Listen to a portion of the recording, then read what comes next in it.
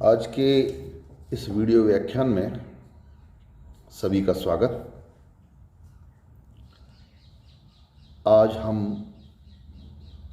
BSc भाग प्रथम के अनिवार्य हिंदी विषय के अध्याय 11 जिसका शीर्षक है भक्तिन, लेखिका है महादेवी वर्मा। महादेवी वर्मा एक प्रसिद्ध छायावादी कवियत्री भी है और एक अच्छी रेखाचित्र और संस्मरण लिखने वाली गद्यकार भी है।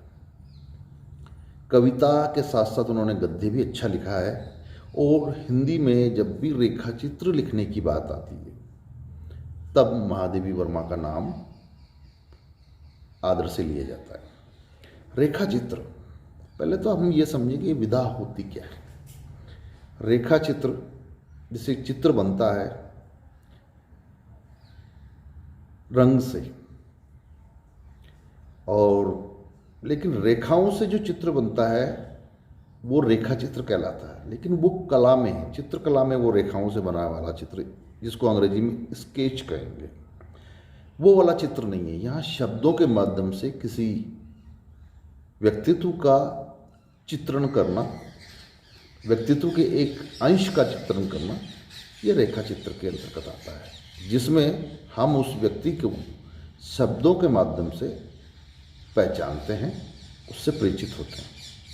और ये जो पहचान करने का जो माध्यम है, इसी विधा को हम रेखा चित्र कहेंगे। संस्मरण भी इससे थोड़ा मिलता जुलता है, लेकिन संस्मरण में अलग तरह की गहराई होती है। थोड़ा ज़्यादा इनमें अंतर नहीं है, एक थोड़ी छोटी सी लाइन इनके बीच में है। रेखा चित्र कब संस्मरण हो जाता है और कब संस्मरण रेखा चित्र बन जाता है। लेकिन रेखा चित्र में जब भी अच्छे रेखा चित्रों की बात आएगी, महादेवी वर्मा के रेखा चित्र याद किए जाते हैं। महादेवी वर्मा ने अतीत के चलचित्र स्मृति की रेखाएं, पथ के साथी और स्मारिका जैसे 4 संग्रह रेखा चित्रों के इनके प्रकाशित हुए हैं। महादेवी वर्मा जितनी बड़ी कवियत्री थी उतनी ही बड़ी रेखा चित्र की लेखिका भी थी। तो महादेवी वर्मा, देखिए भाई, संस्मरण और रेखा चित्र ये ऐसी विधाएं हैं, जब तक हम जिन लोगों के बारे में लिखें उन लोगों को हम अच्छी तरह से न जानें, उनसे जुड़े नहीं, तब तक हम उनके बारे में लिख नहीं सकते। ये रेखा चित्र के साथ भी होता है और संस्मरण के साथ भी होता है। लेकिन संस्मरण में ये होता है कि हम दूर खड़े होके, तटस्थ होके उन संस्मरणों को देख भी सकते हैं, लेकिन रेखा चित्र में हम उनके साथ हमें जुड़ना भी पड़ेगा। तो मैंने जैसे बताया था कि दोनों में ज़्यादा अंतर नहीं है, थोड़ा सा ये एक अंतर है, शैली का अंतर है और थोड़ी गहराई का अंतर है, बस यही बात है। तो आज का जो पाठ है वो पाठ भक्तिन नाम की एक सेविका के ऊपर है। और ये जो सेविका है महादेव जी के घर में भोजन बनाने के लिए काम के लिए लगाई गई थी। और भक्तिन का ये जो संस्मरण हमारे इस पाठ्यक्रम में शामिल है, महादेवी वर्मा के मेरे प्रिय संस्मरण नामक संकलन में ये संकलित है। इसलिए ये सहज ही स्वीकार करना भी होगा हमें कि ये थोड़ा थोड़ा संस्मरण है और थोड़ा रेखा चित्र है।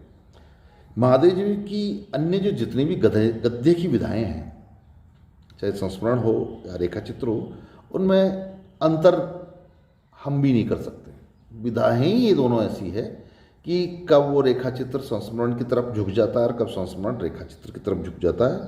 एक ही रचना में हमें दोनों के भी लक्षण दिखाई दे सकते हैं, ये स्वाभाविक है। किसी भी लेखक, महादेव जी के जो रेखा चित्र है वो कब संस्मरण बन जाते हैं और कब रेखा चित्र हो जाते हैं, हम कोई रेखा खींच नहीं सकते इनको। इसलिए ये रेखा चित्र और साथ ही संस्मरण दोनों हैं। इसमें जो जिस व्यक्ति के रूप में का ये चित्रण किया गया है वो एक महिला सेविका है, जो अपनी साधारणता में भी असाधारण है और सेविका के रूप में है। सेविका हम कहाँ निगाह डालते हैं साहब? हमारे नौकरों को के ऊपर, सेवकों के ऊपर हम कहाँ निगाह डालते हैं? उनके व्यक्तित्व की गहराई में कहाँ हम झांक पाते हैं? उनसे मन से कितना जुड़ पाते हैं? ये एक संवेदनशील लेखक ही कर सकता है। नौकर, सेवक सब जगह होते हैं, लेकिन कौन जुड़ता है इतनी गहराई से? और कौन लिखता है उसके ऊपर, और लिखने के बाद में उसको अमर भी करता है? आज देखो, हम उस सेविका को हमने नहीं देखा, नहीं जाना। महादेवी जी ने सेविका के ऊपर भक्तिन नाम का ये रेखा चित्र लिख कर उसको अमर कर दिया। वो इस दुनिया में नहीं है, लेकिन उसकी स्मृति मौजूद है इस दुनिया में, वो भी अंकित है हमारे साहित्य की धरोहर के रूप में। तो ये देखिए, नौकरों जैसे सामान्य व्यक्ति पर भी उन्होंने अपनी लेखनी को चलाया। और महादेवी जी वर्मा ने तो कई सामान्य से सामान्य पात्रों पर अपनी लेखनी चलाई है। गिल्लू नाम की एक गिलहरी पे, जो आपने छोटी क्लासों में कहीं पढ़ा हो, वो उसके ऊपर भी लिखा है। तो वो ये महिला जो उनकी सेविका के रूप में आती है, वो अशिक्षित है, पढ़ी हुई नहीं है, और लेकिन मेहनती है, अपने काम की पक्की है। और धीरे धीरे महादेव जी उस महिला के सारे गुणों को पहचानती है और पहचानने लग जाती है कि इसमें क्या क्या गुण है। एक, जैसे स्वाभिमानी है, मतलब अपना स्वाभिमान के सामने वो को कभी भी वो ठेस नहीं पहुंचने देती है।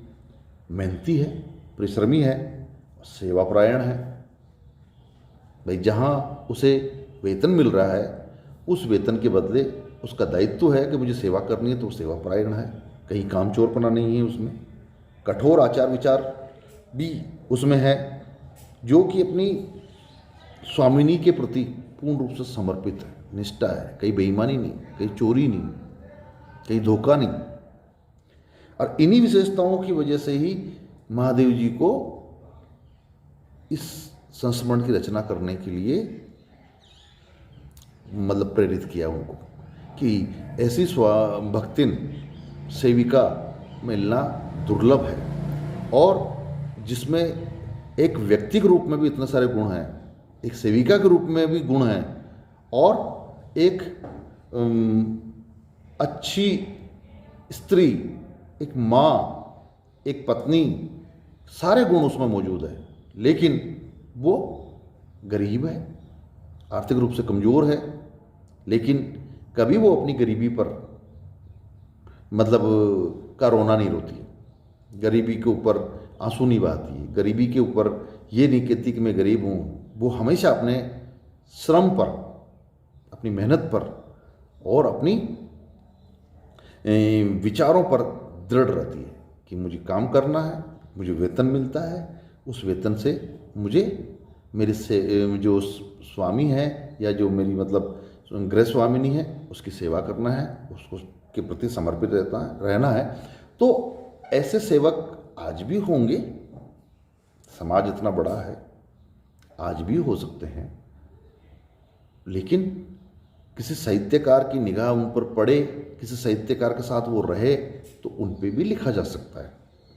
लिखें, कई लोगों ने लिखे, कई लोगों ने और भी लिखे हैं। कई साहित्य में ऐसा है कि जो ऐसे अभी प्रसंग निकल जाएगा तो बड़ा लंबा हो जाएगा, लेकिन हम इतना ही कहेंगे कि हमें व्यक्ति की काम, उसके पद या उसकी आर्थिक हैसियत या सामाजिक हैसियत को न देखते हुए हमें उसके इंसान के रूप में उसमें क्या गुण मौजूद है, उन गुणों को देखते हुए हमें ये उसका मूल्यांकन करना चाहिए। महादेवी जी जैसी अनुभवी, संवेदनशील कवित्री ने जब उन गुणों को देखा तो उन्हें ये महसूस हुआ कि मुझे इस भक्तिन के ऊपर कुछ लिखना चाहिए, जो इसके गुण हैं वो संसार को बताने चाहिए। अगर महादेवी जी ये अगर रेखा चित्र नहीं लिखती तो आज हम भक्तिन के बारे में नहीं पढ़ रहे होते, और भक्तिन इस तरह से साहित्य में एक अमर पात्र के रूप में जब जब इस पाठ को पढ़ा जाएगा, वो वापस उसकी स्मृति तैरेगी कि एक भक्तिन हुआ करती थी जो महादेवी वर्मा की सेवा में थी। तो ऐसे पात्र जहाँ कहीं भी समाज में होते हैं वो ध्यान तो आकर्षित करते हैं। आप अपने आसपास नज़र दौड़ाइए, देखिए आपके घरों में काम करने वाले लोग, आपके खेतों में काम करने वाले लोग, आपके किसी और दूसरे व्यवसाय में आपके की मदद करने वाले लोग मिल सकते हैं। उनमें देखिए कि वो कितने तो मजदूर हैं, कितने काम करने वाले श्रमिक हैं, लेकिन उनके अंदर का जो मानव है, जो अंदर का जो इंसान है, उसके गुण क्या है, वो गुण हमें पता होना चाहिए। और उस गुण के ऊपर अगर हमारी निगाह जाती है तो उस गुण को संसार को बताना भी चाहिए। और अच्छे संवेदनशील जो साहित्यकार होते हैं वो बताते भी हैं, लिखते भी हैं। और महादेवी वर्मा जी जैसी कवियत्री ने जो लिखा है तो बेहतर तो होगा ही। हम अब इस पाठ को पढ़ें और उस पढ़ने के साथ साथ इसकी का विश्लेषण भी करते चलेंगे। छोटे कद और दुबले शरीर वाली भक्ति, अपने पतले होठों के कोनों में दृढ़ संकल्प और छोटी आंखों में एक विचित्र समझदारी लेकर जिस दिन पहले पहल मेरे पास आ उपस्थित हुई, तब से आज तक इस युग का समय बीत चुका है।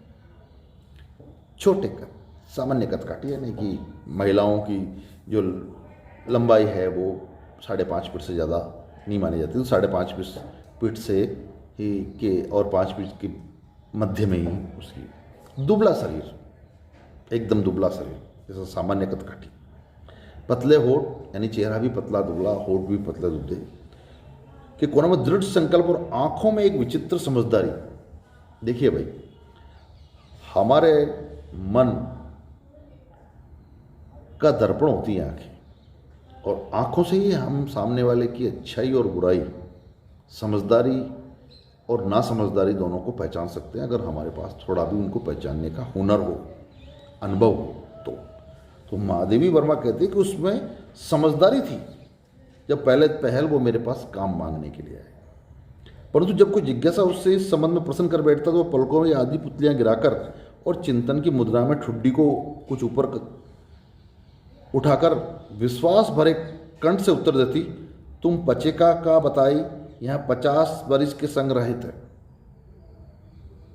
तुम मुझे पचेका का बता रहे हो, ये 50 वर्ष के संग रहे, इस हिसाब से तो मैं 75 की ठहरती हूँ। महादेव जी कहती है कि इस हिसाब से तो मैं 75 की ठहरती हूँ, यानी कि वो 50 साल से मैं इनकी सेवा कर रही हूँ, और वह 100 वर्ष की आयु भी पार कर जाती है, इसका भक्तिन को पता ही नहीं।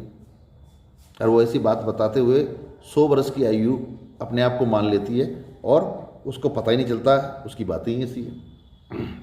पता हो भी तो असंभव तो संभवतः वह मेरे साथ बीते हुए समय में रत्ती भर भी कम न करना चाहेगी।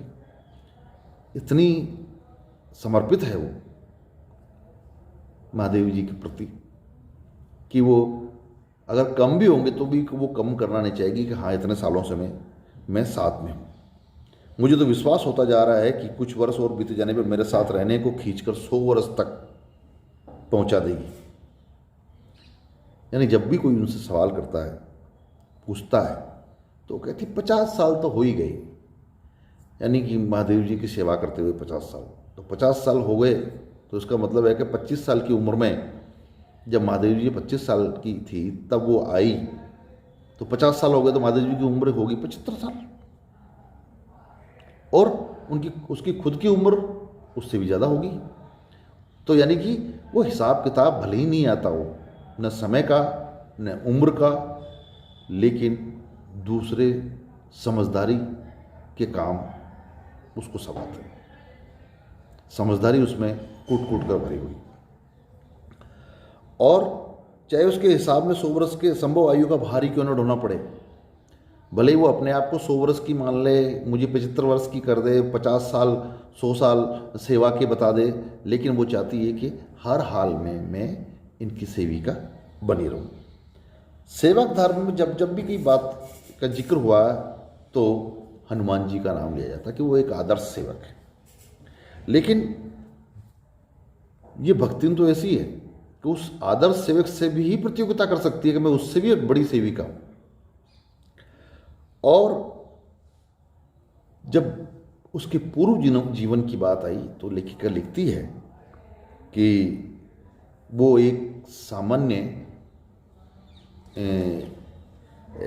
गोपालिका की कन्या है जिसका नाम यानी लक्ष्मण लक्ष्मीन अर्थात लक्ष्मी ये नाम। पर जैसे मेरे नाम की विशालता मेरे लिए दुर्वह है, वैसे ही लक्ष्मी की स्मृति भक्ति के कपाल कुंचित रेखाओं से नहीं बन सकती। वैसे तो जीवन में प्राय सभी को अपने अपने नाम का विरोधाभास लेकर जीना पड़ता है, पर भक्तिन बहुत समझदार है। क्यों भाई? समझदार है क्योंकि वह अपनी स्मृति सूचक नाम किसी को बताती नहीं है। नाम लक्ष्मी है और खुद गरीब है, तो वो अपना लक्ष्मी नाम कभी नहीं बताती। कितने समझदार है वो कि वो ये नहीं कहती कि मेरा नाम लक्ष्मी है, क्योंकि उसकी जो फटेयाल जो स्थिति है, कमज़ोर काया है, मुख पे गरीबी की छाया है, उसको देख के कोई भी कहेगा ये लक्ष्मी। कोई उपहास ही करेगा, कोई मजाक ही उड़ाएगा उसका। इसलिए वो इतनी समझदार है कि वो कभी नहीं बताती।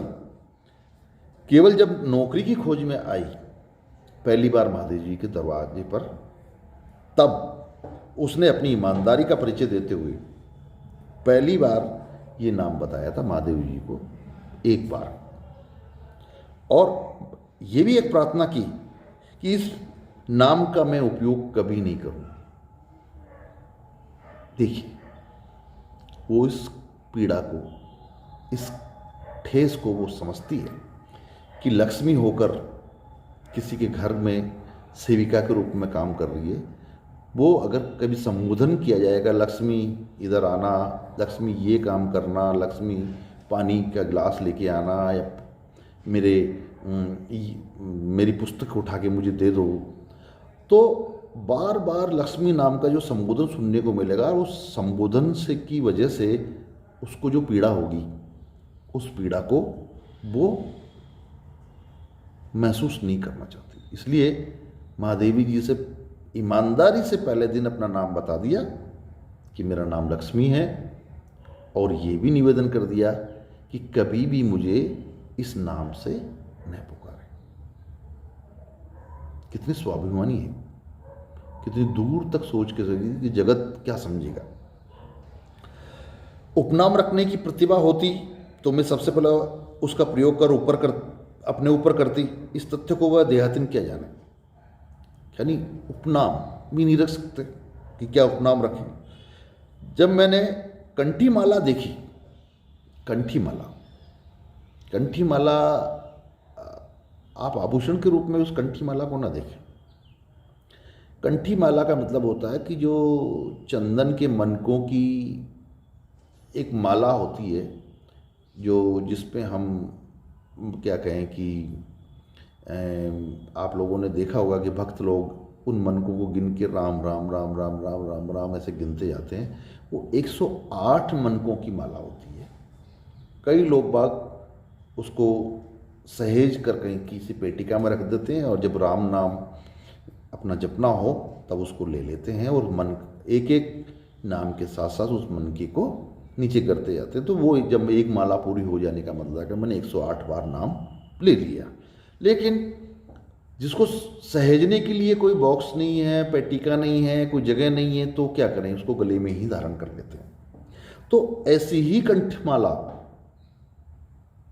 हमारी इस भक्तिन ने भी ग्रहण कर रखी थी। उस कंठी माला को देखकर उसका नया नामकरण कर दिया फिर महादेव जी ने, और वो नामकरण तक भक्ति, जैसे कवित्वहीन नाम को पाकर गदगद हो, भक्ति यानी जो भगवान की भक्ति करती हो वो भक्ति, उस कंठी माला को देख के। और कोई ऐसा चिन्ह उसके व्यक्तित्व में, शरीर पे, कपड़ों में ऐसा कोई ऐसा नहीं था कि कुछ नाम उसको रखा जाए।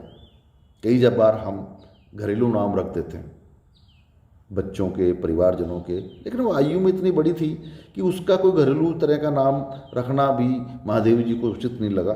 तो उन्होंने उसकी गले की कंठमाला को देखकर उसका नाम भक्तिन रख दिया, जो कि ताकि वो कि भगवान की भक्ति करने वाली भक्ति।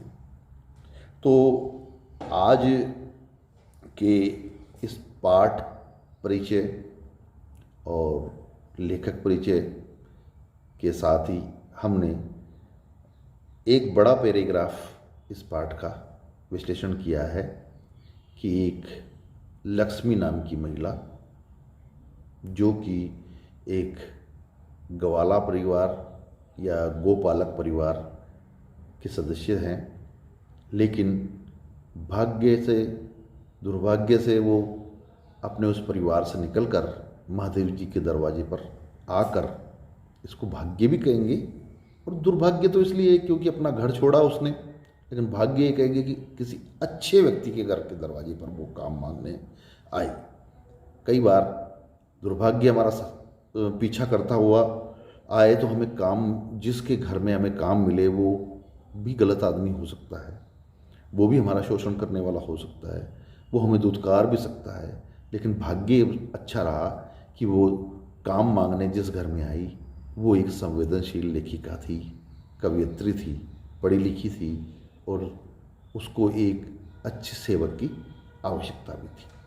तो ये भाग्य था कि एक भाग्य कुछ नहीं है भाई, सही समय पर सही लोगों का मिल जाना यही भाग्य है और आपका काम सध जाना यही भाग्य है।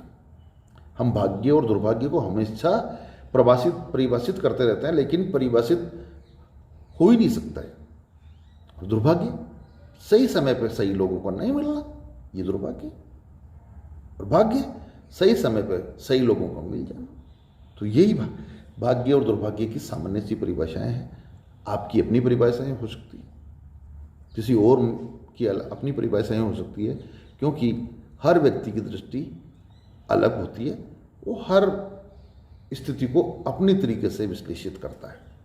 तो आज हमने पाठ विश्लेषण का ये पहला व्याख्यान मैं यहीं ख़त्म करता हूँ। इसमें हमने पाठ परिचय, लेखक परिचय और एक पैराग्राफ का विश्लेषण किया। अगले वीडियो में हम इससे आगे की बात करेंगे। तब तक के लिए आप सभी को नमस्कार।